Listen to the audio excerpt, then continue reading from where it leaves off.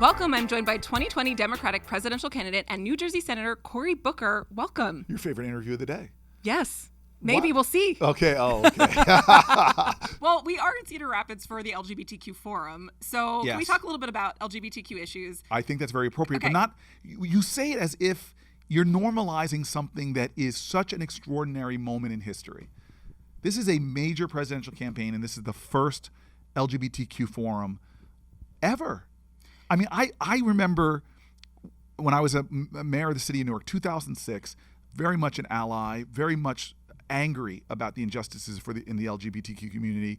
And I decided that the second flag I was going to raise in front of City Hall was a pride flag, raise this pride flag. And I got an avalanche of hate calls, not anonymous, people telling me all kind of things. They were sorry they voted for me. That was the climate just for an elected leader stepping out in those eras. And here we are, 13 years later, and we're having a forum about this. It's an extraordinary moment in history, and I'm just really excited about. I couldn't contain myself even when I was out on that stage about just the sense of joy that I felt. Mm-hmm. It's interesting that you're thinking about joy because it is such a challenging time for LGBTQ people. What do you think are some of the biggest issues or even the biggest challenge right now that LGBTQ people face?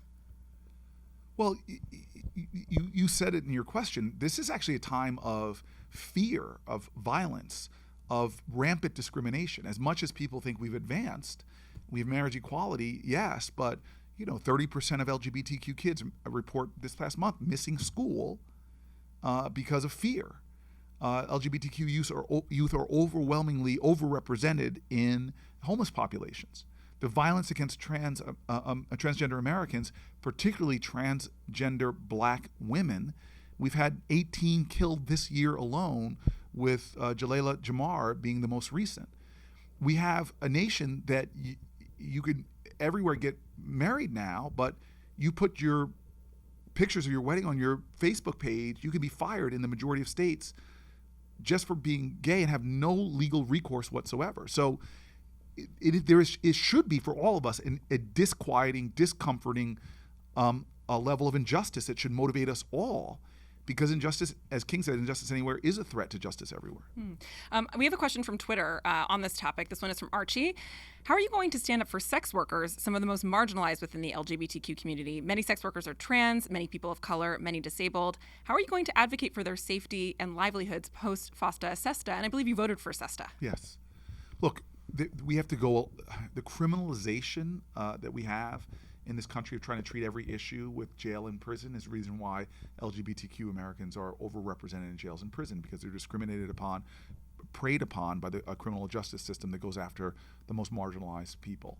And so sex workers, the idea of decriminalizing sex work and beginning to deal with it as a point of intervention for everything from health care, mental health care, economic assistance and empowerment, is really important. And I think the way we've been going about this in our country has been backwards, discriminatory, and causing more harm and hurt than help. I want to get to another issue that certainly touches the lives of LGBTQ people, which is access to reproductive health care and reproductive justice issues as well. We got a tweet from Lauren Rankin, and of course this is a topic that you've written about before too, and she said the question that debate moderators can't seem to ask, because we haven't really seen this, I think, addressed in a substantial way during a debate: what will you do to protect and expand abortion rights? So I have spoken about this because we talk about this in terms that do not include the transgender community, gender nonconforming community, and we need to have more expansive conversations about this.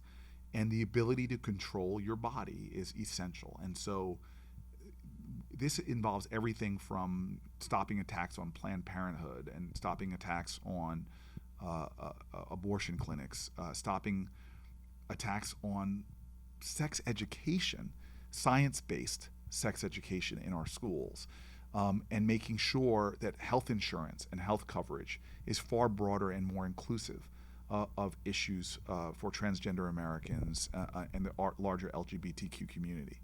So I'm so happy that they understand, that they mentioned the fact that this is something we've been advocating for in the United States Senate. And I think there's just having a consciousness of these issues. We need to make sure that our leaders, senators, mayors, governors, the president are far more aggressive in advocating for justice in this space.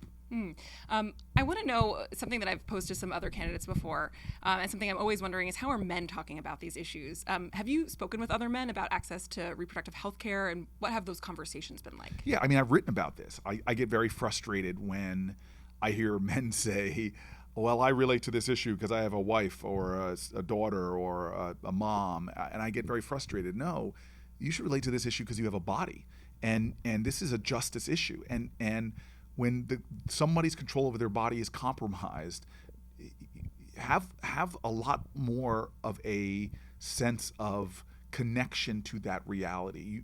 I get very frustrated. Look, I'm happy anybody who joins in as an ally, but I've heard people from Congress say, "Oh, I get this because my child came out on an issue," and suddenly they're more conscious of this issue. There is an impotency of empathy that is undermining our ability to have a broader justice in this country, and I got very frustrated when Alabama was putting one of the most, I mean, literally criminalizing abortion doctors more than rapists and murderers, and I went to a rally, and it must have been 10-1 women to men. And that infuriates me because this is something that men should be side by side leading on this issue. And it is one of the problems with this movement right now. Okay, well, now we can get to more of the fun questions. I appreciate you. I'm jealous, number one, that you have hair, but that is a beautiful color as well. Thank you so much. Yes. Thank you. Okay, well, I want to ask about snacking on the road, because I feel like when you're campaigning, it's a lot of travel. You probably don't have a lot of time to sit and have meals. Where do you find vegan snacks on the trail? So let's just put it out there. The time I was most mocked by my own staff was when the New York Times asked me at the beginning of the campaign, when I was fierce and healthy. I was on the wagon and eating just healthy. They said, "What's your favorite snack?" And I was like, "Veggies." And I got resoundingly mocked by my own staff, not to mention the internet, which was just a bad week for me. And then I fell off the wagon and I went back to vegan cupcakes, vegan cookies, which I get everywhere I go. Great. Do people is it just in the places you're going? Are people bringing them? The them, vegetarian and vegan tribe in America is strong. Okay. We look after each other, and the folks watch. But I took my team in New Hampshire coming home late one night, just to a Burger King, and the new Whopper, the Impossible Whopper, was there. So it's just vegan food is ubiquitous now. But I do want to say for the record that apples and bananas are vegan as well. They are indeed. Yes. What do you do for fun in your spare time when you're campaigning? Do you have spare time to even chill out at all? I mean, first of all, you and I both know this. Life is about making your fun. It's not about waiting till fun happens to you. I think one of the most powerful quotes I ever got, and this is kind of heavy, so I don't mean to switch to Viktor Frankl's Man's Search for Meaning, which was about his survival in the Holocaust. But there's a wonderful quote there I used to know by heart. It says, "We who were in the concentration camps," I don't know it by heart anymore, so I'm going to paraphrase, "remember those people who shared their only piece of bread, even though they themselves were starving, who comforted others, even though they were suffering the same fate. It is a testimony to the greatest of all human freedoms, your ability to choose your attitude in any given set of circumstances, to choose your own way." That's a great freedom. And if you can't have fun on a campaign, you should not be campaigning. I mean, that is, yes. Yeah. And so this is fun for me, trying to distract a reporter who's trying to, I'm glad that you are using this opportunity. I thought we had a fun moment. I thought we shared a fun Supertramp moment.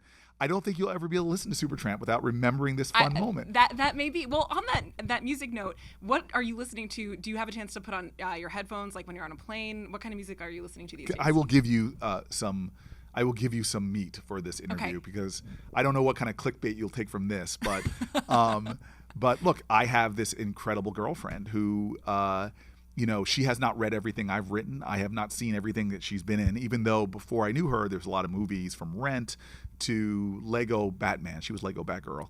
And I realized that my former chief of staff was telling me how much he enjoyed Jane the Virgin. Yes, Matt Clapper, I am putting you on blast.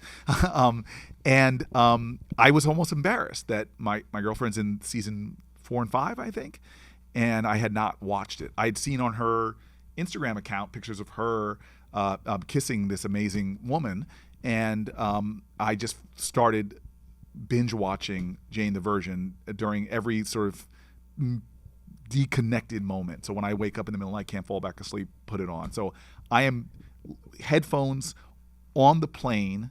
When I just needed to decompress, I watched about 20 minutes of an episode. Yeah, I mean, I wonder how that works. Like, are you required to watch something that your partner, all of their work, if they have to read all of your work? Like, do you have to make an agreement? How does that work? We are having the same fights that all relationships have when it comes to watching, and which is like when you start watching a show together, like the few times we've had vacation, we've started watching something, and I think there's a big betrayal in relationships in America now. That if somebody sneaks an episode in without their partner, that they're watching it. So this is a huge issue for me and my wife because this happens all the time. Yes. But fortunately, sometimes when I tweet about shows and stuff, she actually isn't good on Twitter, so she doesn't know that I'm watching it. But later on, I have to make sure she doesn't know. And give me an example. Give me a show moment of betrayal. Fleabag is a big one. Okay. So I secretly watched Killing Eve, which I guess now is not so much of a secret. So yes. Yeah, I know. And that's like a big betrayal because sharing those moments is like, it's bonding. Yeah. Well, I guess I'll have to go back and watch Killing Eve. I want to ask you one more question, which relates to when you were on AM to DM last, and you didn't know how to make a margarita. Yeah. First of all, the way I was mocked, I should say that maybe those were the 2 most mocked moments of this campaign, and like, it's so unfair. It's like me asking you, how would you beat I don't know if you're a football fan or not, but like if you're not, like, how do you beat a 2-deep zone? What defense would you be up against if you wanted to stop the run? It's like, I am very conversant in football. I've been a teetotaler all my life. I feel that margarita ingredients are rather ubiquitous, but I'm going to ask you about another drink. I thought this was like a moment of redemption. Would you ask me, Cory, what is in a margarita, vodka or tequila? Well, do you know what is in a margarita now? Clearly I do now, because it was one of my biggest mistakes in the campaign. Do you know? Not on some policy issue. This is where we are in America. Do you know? I have to ask you another question. I am not going to answer a drinking question. Do you know what is in a martini? I am not going to answer that question whatsoever. If I said gin or tequila. I know that gin is in a martini. Okay. But I don't want to put myself into a position where I'm going to be now in every interview asked about a certain drink. Okay, got it. So let me. I actually learned. I had to ask somebody once because I'm James Bond, shaken not stirred, and then I started hearing people say dirty, and I was like, well, what does it mean when you want it dirty? And I found that out. Okay. Yeah. Well, so I'm not going to educate the public. If you don't know, go watch. But I'm very curious about these things because when I was overseas studying at Oxford, I one of the things I used to love doing was not tending bar, but a friend of mine owned an ice cream shop, and he was struggling getting it off the ground, and I would go back and be like a bartender via ice cream and scoop for them and stuff like that. And I realized that, people tell you your problems when they're sitting up there. Being a bartender must be a great job in America, I think. You get to learn a lot about people. And learn a lot about drinks. Do you have a favorite drink? Do I have a favorite drink? That's a tough one. It varies. So like right now I've been into drinking like a Manhattan, which is a lot of bourbon. It kind of depends. So sometimes wine. It just depends on my mood. Do you, and I know you have a significant other, but if you could take yourself back to the days of dating and you went out with somebody and found out they were a teetotaler and they didn't drink, were you one of those people that said, well, then I won't have a drink? Or would you just say, okay, you're not drinking? I would probably check with them about their comfort level. With you drinking? Yeah. But and if they weren't cool with it, then I wouldn't either. Yeah, so, fine. Yeah. Well, listen, I could easily keep chatting with you, but we have to end things here. Do we really have to? We do. Having a good chat. I know we are, but Senator Booker, thank you so much for joining me. I really appreciate it. Let's have another conversation with certain things off limits when we're doing it. Okay, sounds good. All right, thank you very much. More AM to DM is up next.